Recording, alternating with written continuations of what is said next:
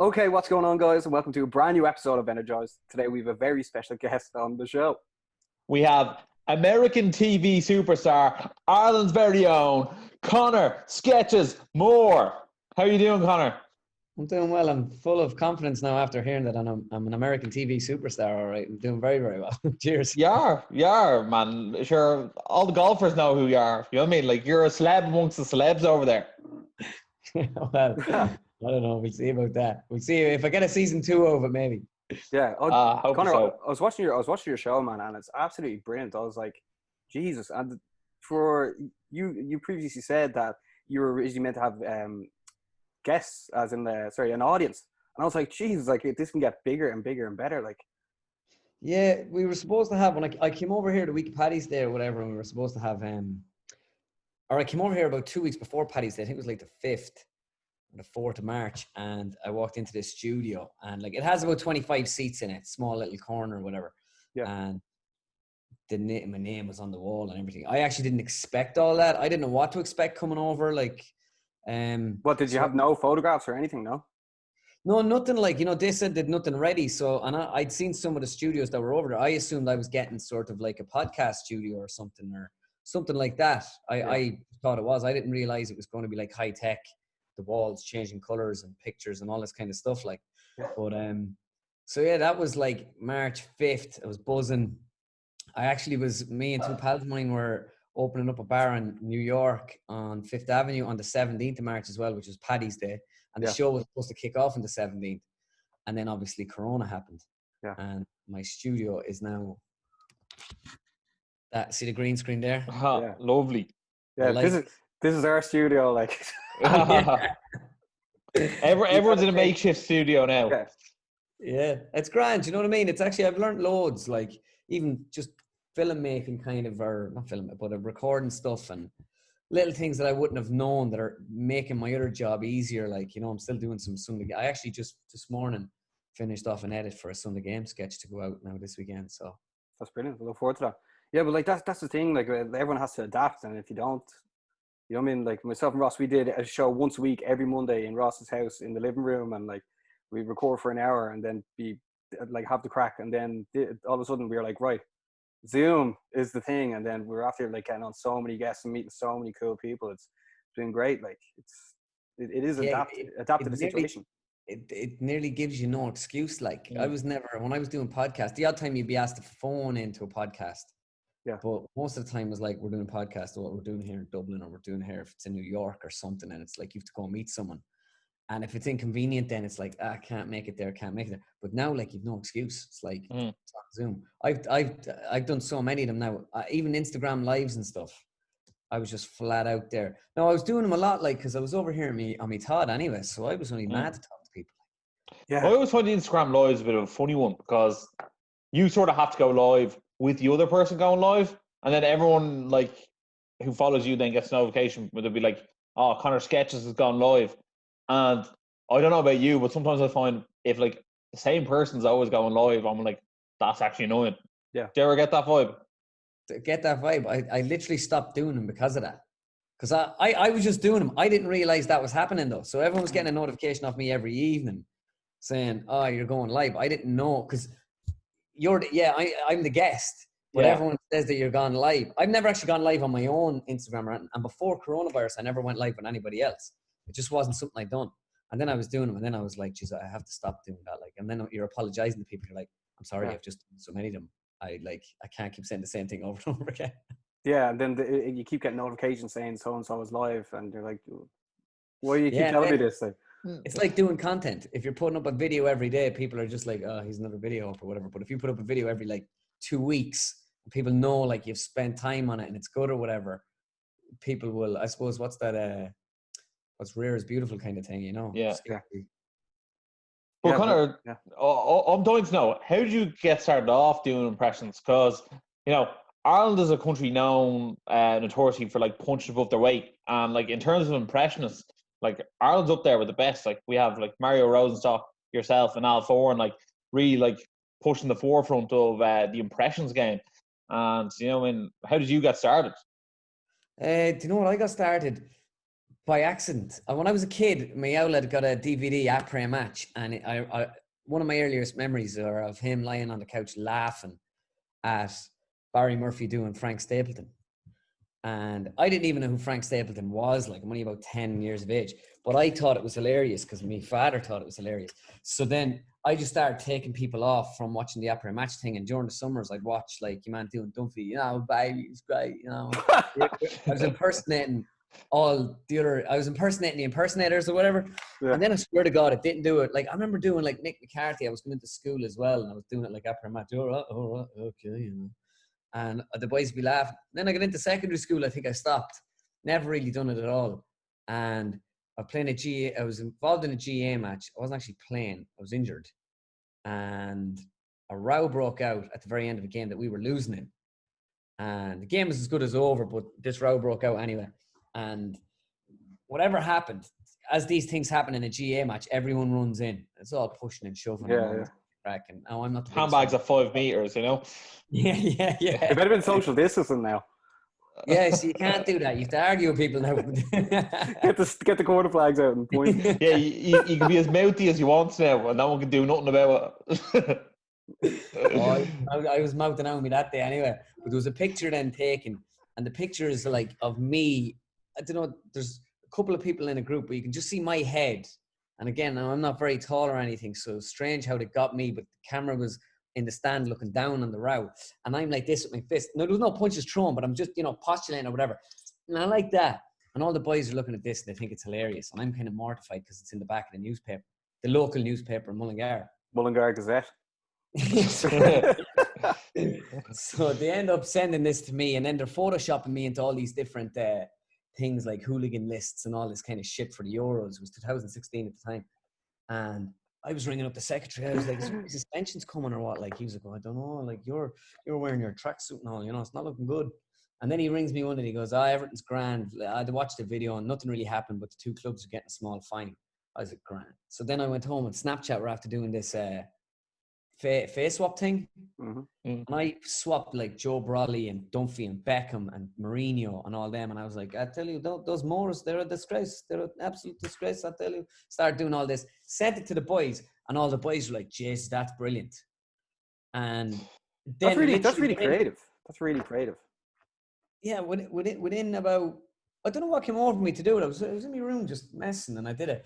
And then literally within, the lads were like, get that online. And I was like, no. And I suppose I even understood back then, like, I was like, you put it online for my first video. If it's a local story, it's only going to ever go locally. I'm like, if I did the same thing maybe for the championship, that might go nationally. So like, I barely slept that night. And the next day I woke up and I was at the table eating breakfast. And I did a sketch of a bunch of Irish people talking about the championship and put Davy Fitz in, Brian Cody, Jim Gavin, a couple of people that kind of weren't been done, like Gavin and that, and threw it up online, and it got like 60,000 views. And I was like, I was walking through Dublin thinking like, oh, that fella spotted me. Oh, he's looking at me, isn't he? Yeah, he recognized me.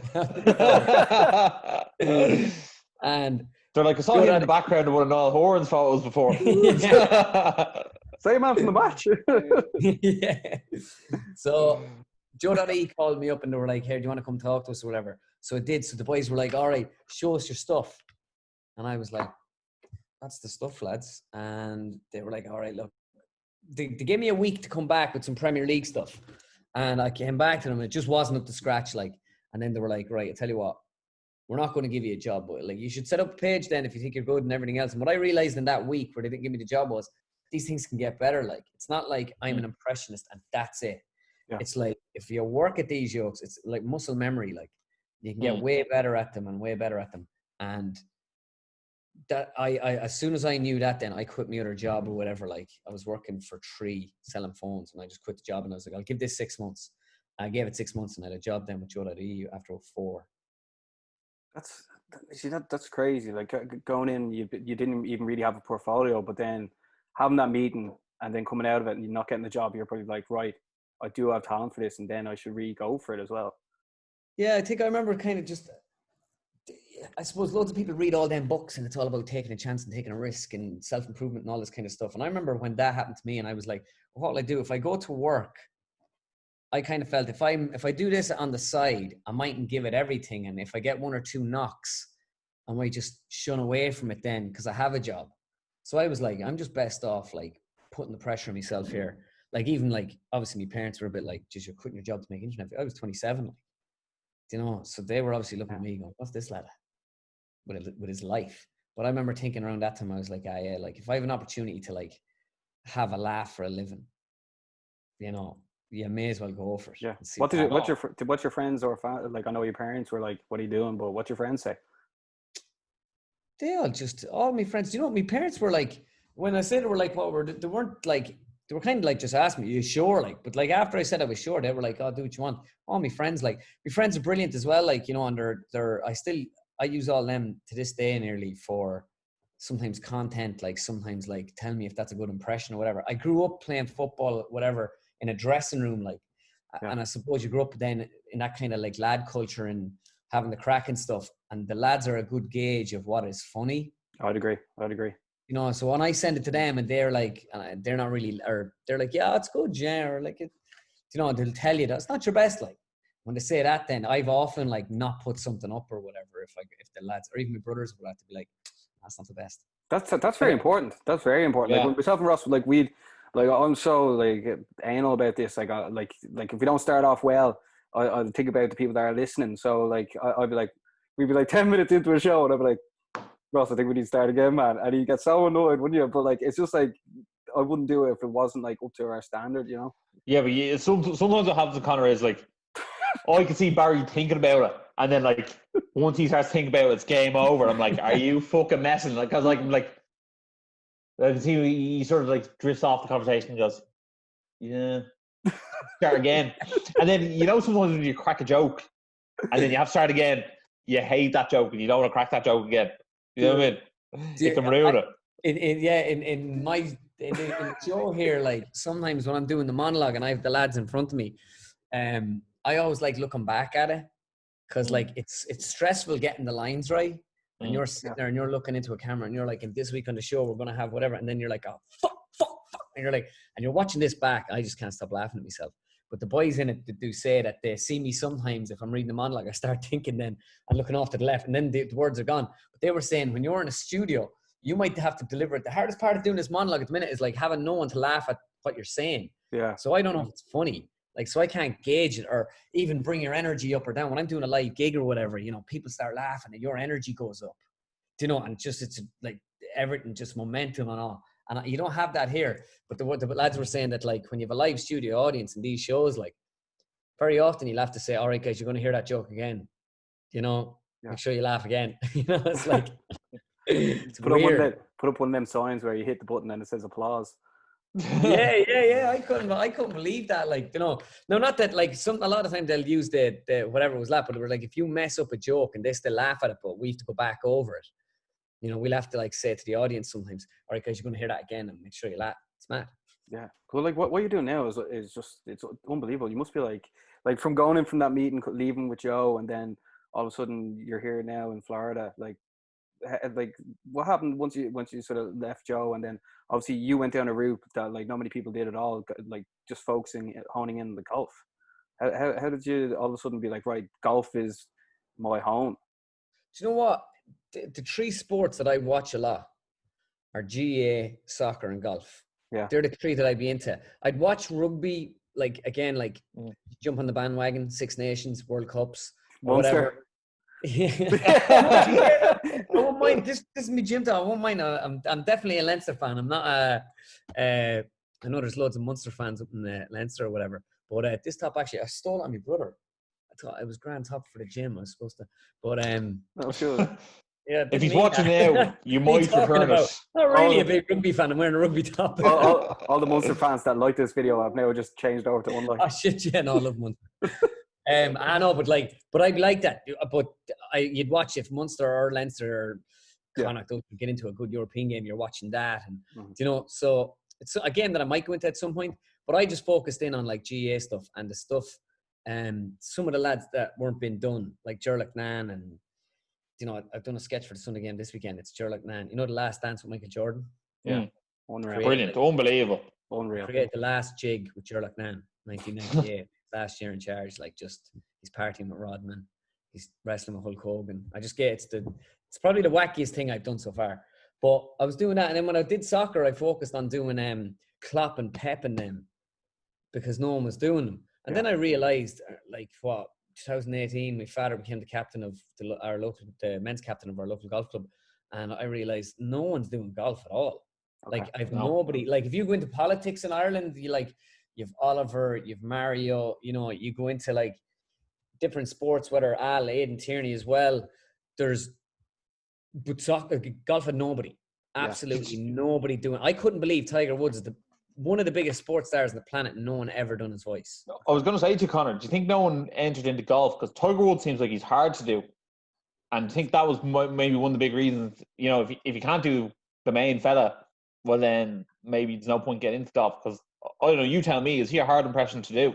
No, he was. Yeah, it took me ages. I actually gave up on doing him. Like, I was like, I'm not going to do him. And my brother was like, man, you can't put out a golf video without Tiger Woods. Imagine like you got a PlayStation golf game and they're all in it, but Tiger's not in it. Yeah. We're rich. You know, he was like, if you get Tiger, you'll win America. And literally, I had him enough then. I spent 4 days before the video was supposed to go out on the Monday, and I just absolutely watched video after video, like just watched it. I realized then, I was like, the man says, fuck off. He just turns around and he's like, oh, the conditions are really tough out there. And I thought I played well. And it's the same interview all the time. Yeah. You know, he's just so media trained, right? You have that so spot on as well. Like, just watching back your stuff, I know obviously we're going to get into you and Tiger Woods becoming best mates now, but you have it so nailed on. I'm like, oh, and then like for you said there, you had to make sure that you had the Tiger Woods part of the video. If you would have put that out without him in it, you just would have been tapping into the European scene, really. But then getting Tiger Woods in, then that is the whole market. 100%, yeah, unbelievable, very European. And even like, because the only one I had in it, I think, was Dustin Johnson in it as an American. I saw that recently. He commented, well, not too recently, but a while ago, he commented on your video. He was like, it actually reminded me of it was time. I think it was actually Al Four and did Conor McGregor, and he was like, all the other impressions are great, but me is like it's grand. You know what I mean? No one likes to say that someone does a great impression of them. Yeah. Well, you see, without doubt, he did kind of think that, like, at the end of the day, like, it's impossible to be 100% exactly like the person. But it's like Ian Poulter, I interviewed him for the show last week, and I was like, what was your first impression? My impression. He was like, oh, well, I thought that don't sound anything like me. But then I listened to Tiger and Tommy and Sergio, and he's got them spot on, and everyone's talking about me. It's like, doing his head, and he's like, maybe I do sound like that. But again, they're all kind of exaggerations and inflections. Yeah. My Tiger, now, in fairness, I would say my Tiger is the reason my Tiger's so spot on at this point, and it's all just, man, it's practice. That's all it is. It's because I had to do that ad. So I spent so long doing him, making sure that I had that like down for the ad, like, and it's probably even way better than it was even from that time at the ad. But yeah, it does. Everyone says that. Like, I'm sure if someone did an impression of me, someone wrote up one day, I did an interview, and they were like, if he says like and stuff again, something about paying out money or something like that, and I listened back and I was like, geez, I said, you know, I was like, just I have those little inflections as well. I'd say I'd be mortified if I've seen someone doing me. Yeah. Yeah, but like the way you add your actual bit of flavor onto the characters, it does make you like extremely good. And like I can 100% understand how all this is where it is coming to you now, and like you full on deserve it, because obviously going down the golf is something that you did really like, so therefore you had a passion for it. You weren't like, oh, do you know what, no one's doing NASCAR or no one's doing Formula One, I'll be Lewis Hamilton. You were like, oh, I actually like golf, going in doing the golf. And then the way you add it, and the way you're presenting on your show as well, I know like you must feel real comfortable in your room doing it, but the way you do it, I'm like, this is going to do really, really well. Like I think you're going to go, like, I know you said there's 25 seats, but that's definitely going to be bigger. I think there's way more to come as well. Like this is like the way you've adapted through COVID-19 for your show, like to then the next step already be guaranteed having the audience. It's going to go bigger. I can see you doing something bigger, because they're really playing on your Irishness, the way you get out of the car with the Irish, with the 3-leaf clover, 4-leaf clover on the plane, and then you're walking down, they're playing the music in the background. I think they're mad into you, man. I think they love you. You know that? Man, I was like, I don't fancy all that, boys. I'm not playing the paddy card, like, you know what I Yeah. mean? And they were like, hey, you live in America, man. Eat them Lucky Charms, bud. They were like, I swear to God, I was in a meeting. I was like, the music and all. I was like, I don't want to be at that now, you know, and making it too like a horror, you know. Yeah. And they were like, shut up. They're like, you're in America. We love Irish people. This is it. I was like, it's like this is how you get the big bucks, right? Like you'd never chance it back home in Ireland, like, you know, doing that like stuff. But you can't make yourself to be Irish in Ireland. People like hate you for that. Yeah, like I shoot up. Yeah, it's like we're all Irish. It's like shut up there, bud, with it. They're like, Conor, have you thought about changing name to Conor O'More or Conor McMore? Like trying to make him more Irish. O'More. Yeah, that's actually yeah, that's actually my second name as well. I'm Barrymore. I feel like I'm on your guys' podcast. It's like Ross and the Moors.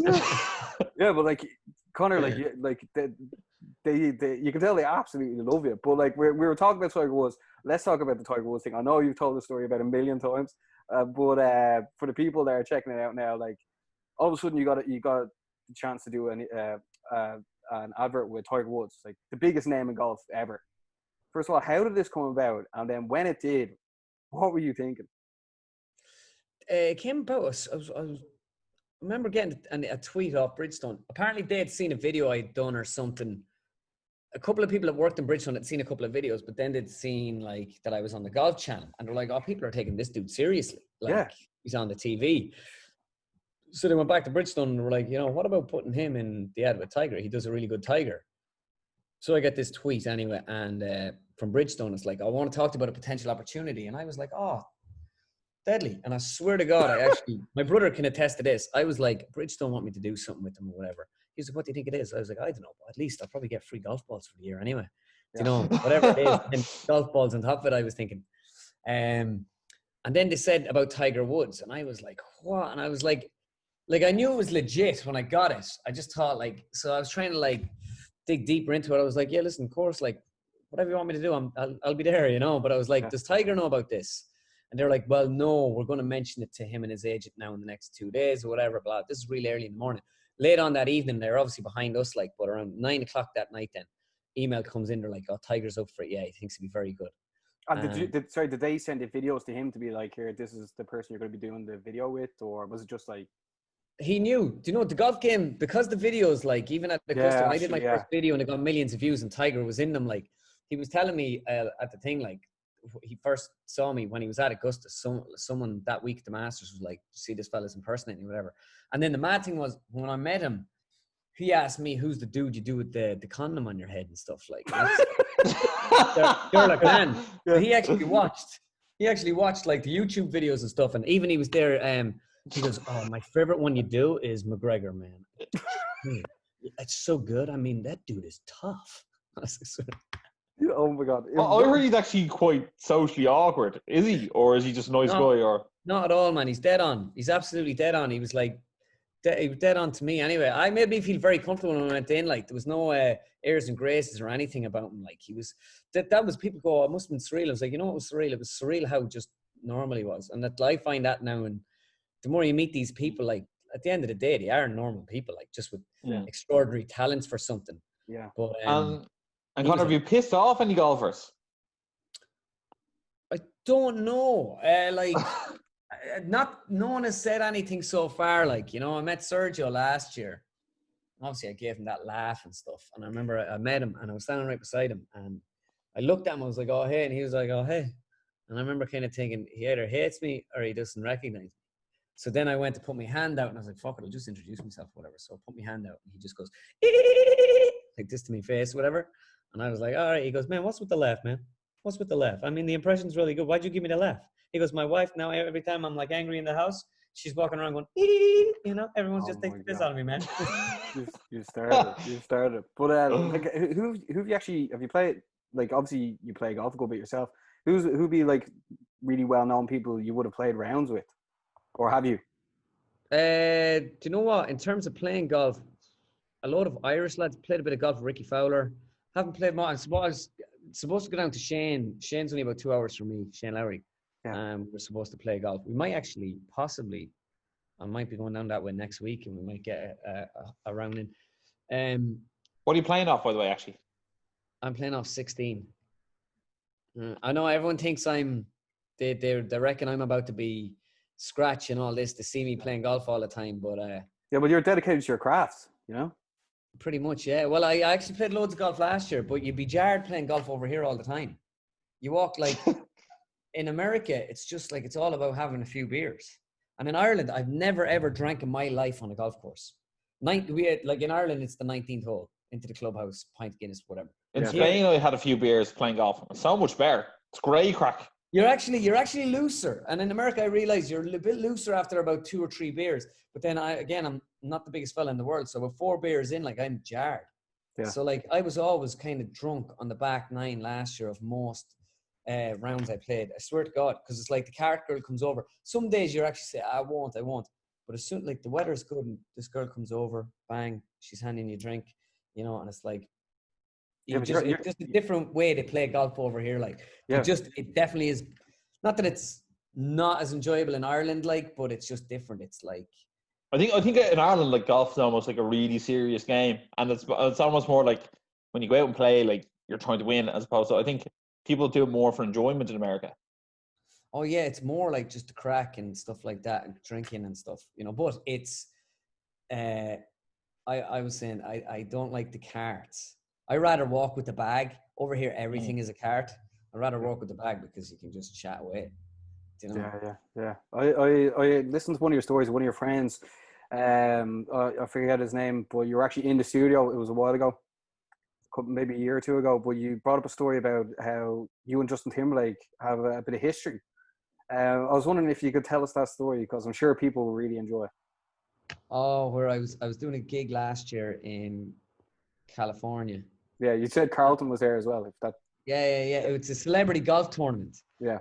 And like a bunch of I was walking into the room, and obviously I live in Ireland. I don't watch American football really. I don't really watch American sports. Don't watch hockey. I watch a bit of football now that I'm over here. Like, well, I did. And when I comes back, I'll watch it. But anyway, there was all these lads. So I didn't recognize an awful lot of them. But then I was asked to do a gig or whatever, and Timberlake and Carlton from the Fresh Prince and all these lads are in it. Alfonso. So I walk in. Huh? Yeah. Alfonso. Yeah, Ruby. Yeah. Carl. But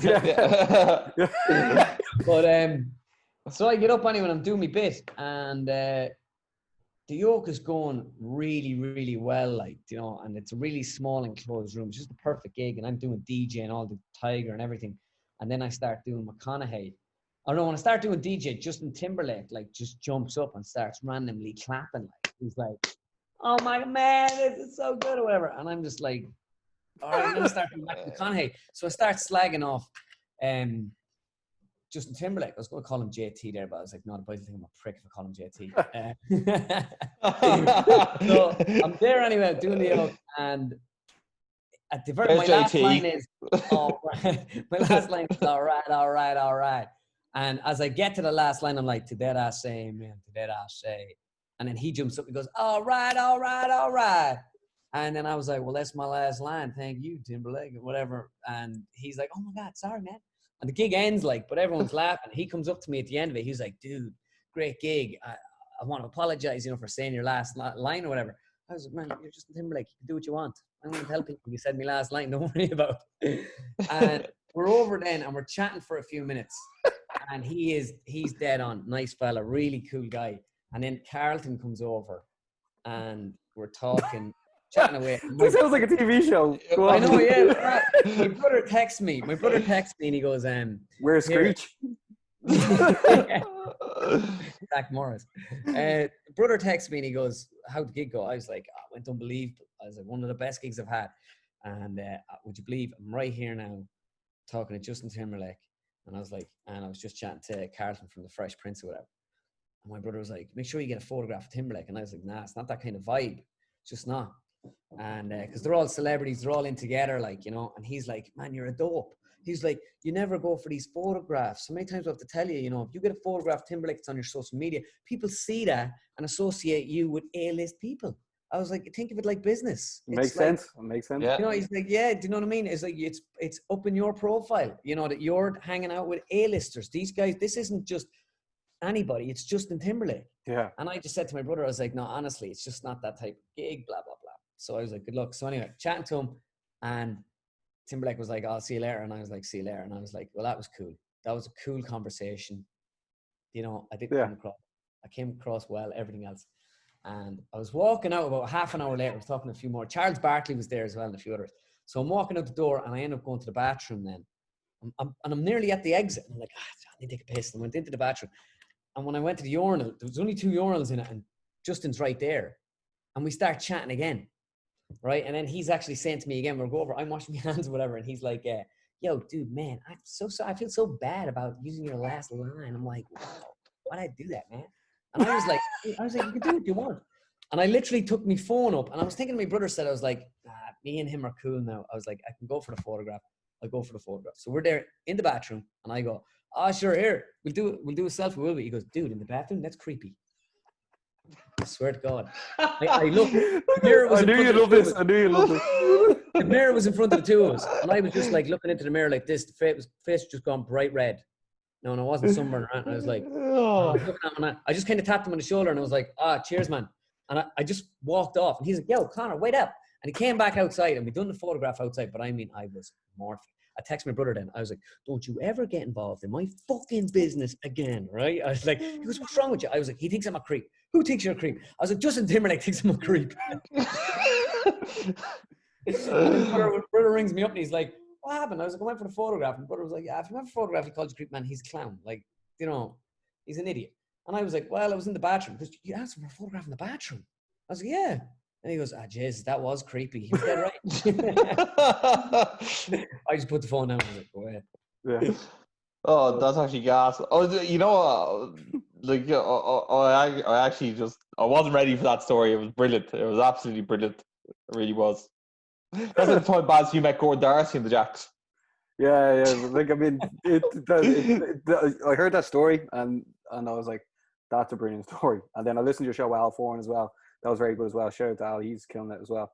But like I know you didn't finish there, but you got the photo later on and it wasn't good. And the photo, I wouldn't mind. I sent the photo to my brother and he was like, "Jeez, that's a bad photo." Yeah. Like it was in the dark. It was a selfie or whatever, and I don't know what was with it, but it was kind of blurry. And it was like it just wasn't worth going for it. No, I wouldn't mind. I don't know what it is. I hate asking for photographs. Yeah, I just hate.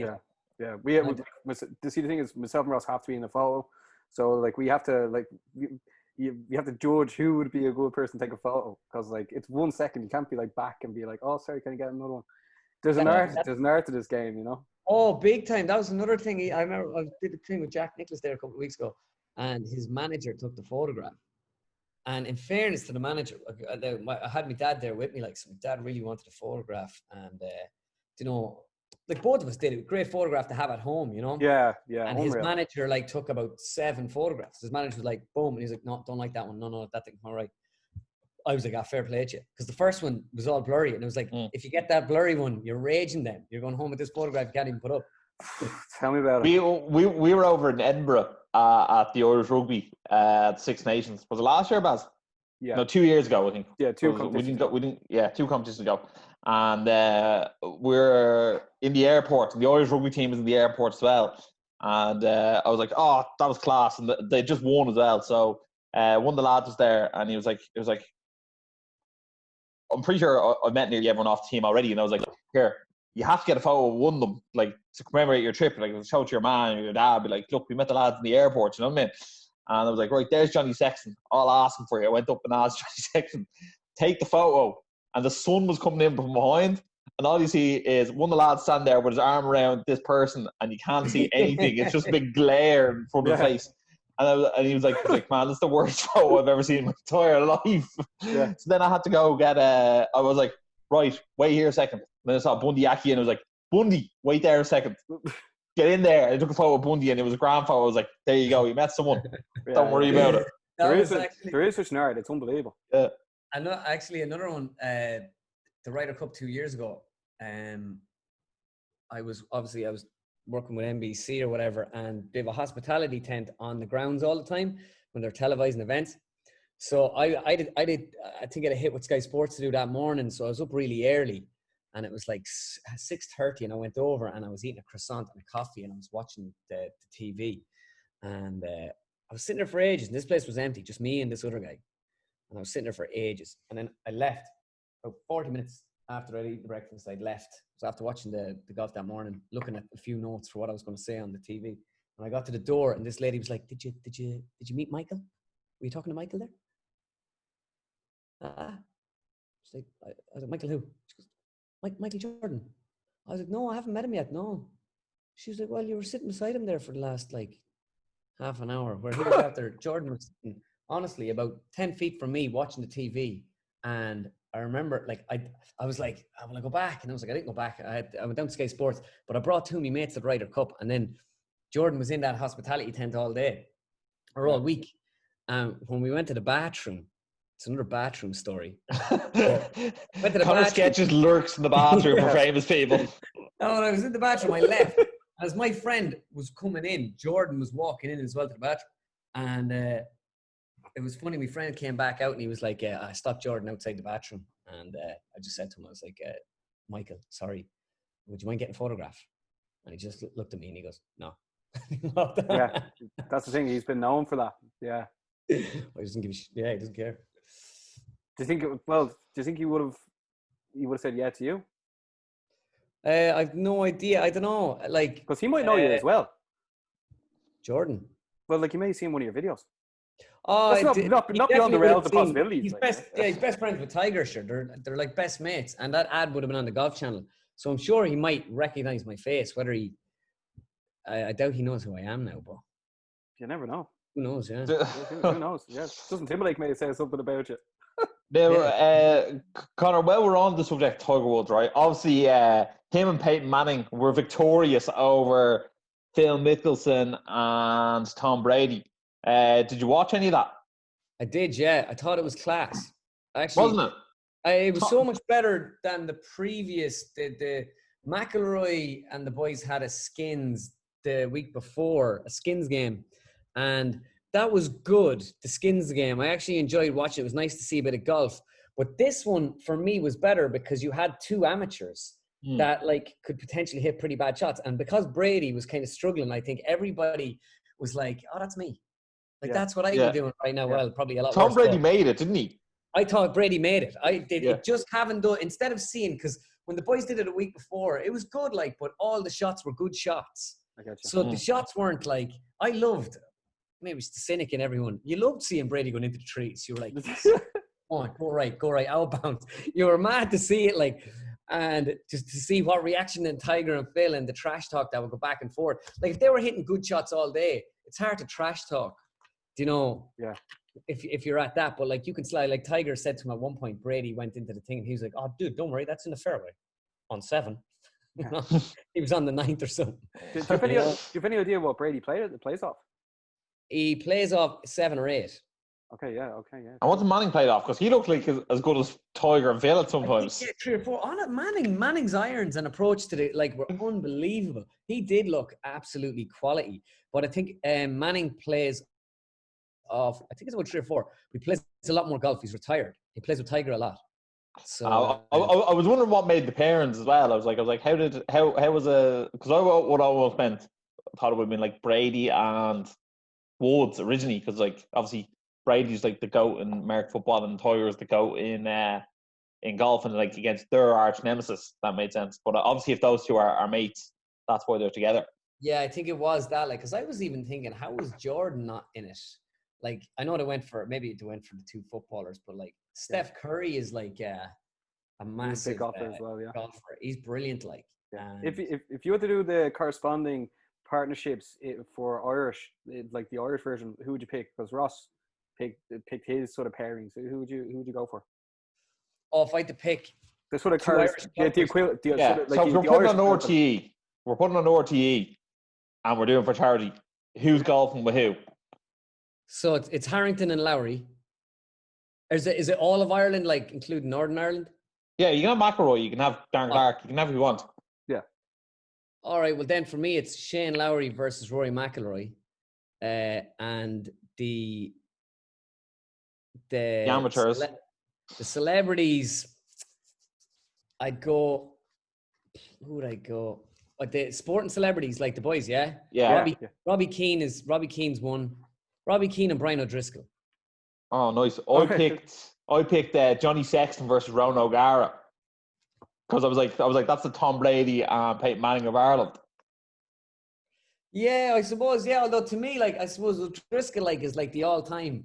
And then Robbie Keane, like, for me, I think Robbie Keane's like Ireland's greatest sportsman. Like, he's like, I put Harrington up there with him as well. But I think Keane, like, just, for me, Keane is like that. I know he doesn't have the accolades. Well, you can't have the accolades playing for Ireland that Tom Brady has, like winning championships or whatever.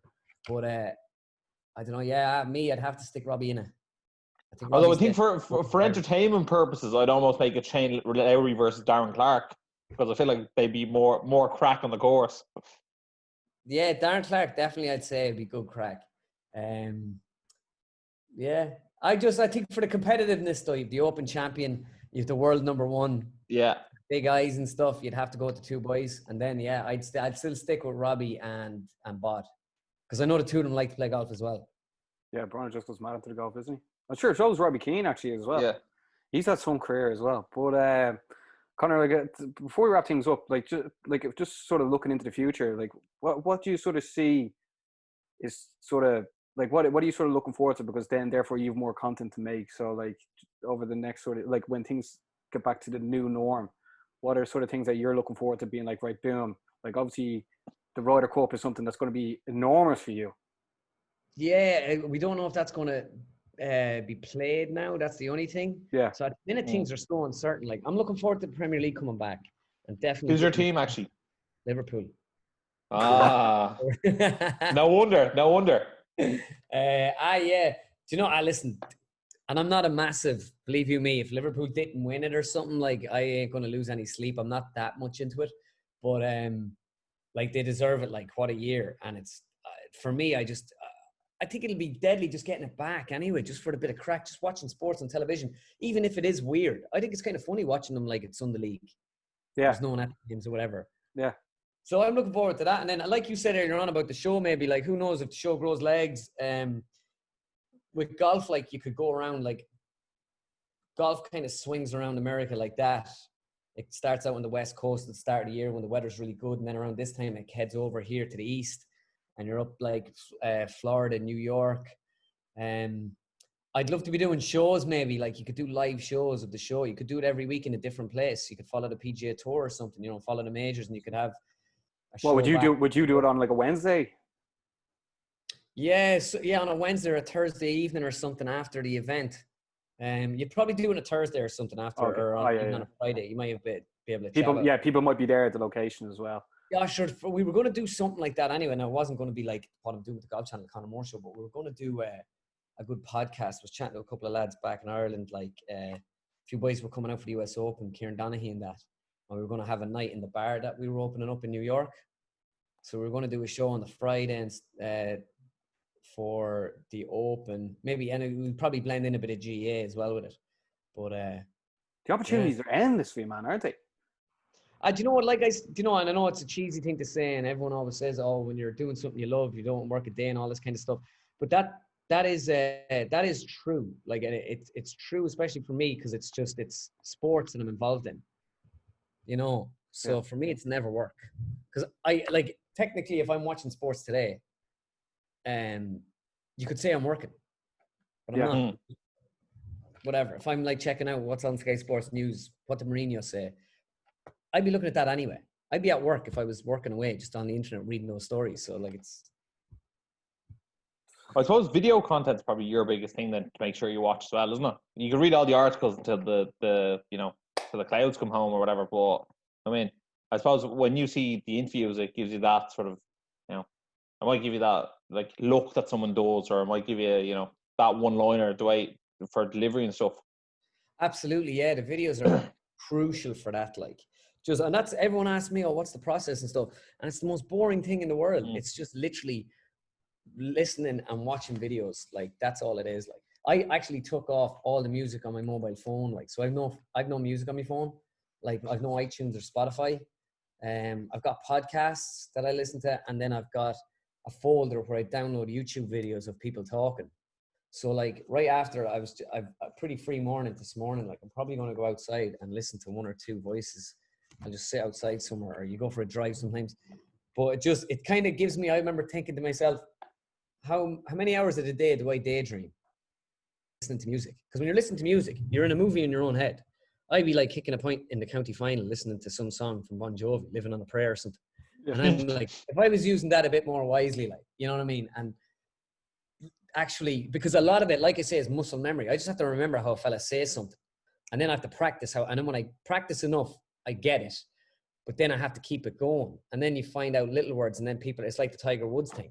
People are like, geez, that is unbelievable. That is spot on. But it's only because like I would have walked around for weeks listening to Tiger. Like I'd be in the shop talking to somebody.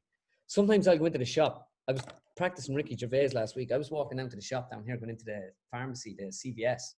And I'd walk in like, hello. Oh, okay. That was brilliant, by the way you did that as well. That was great. Oh, that was great. I would literally go in. It's like method acting. So I'd go in and actually go up to the till and start talking to your man as Ricky Gervais. Like they don't have a clue. Or if I'm walking around outside and I'm doing Tiger in my ear, or I'm doing Matthew McConaughey, I'm walking around. Well, absolutely, is really, I really enjoyed that movie last night. No, once I have my earphones in, no one actually thinks I'm mad. They think I'm on the phone to someone. Yeah. So right. So I walk around. I do this all the time, man.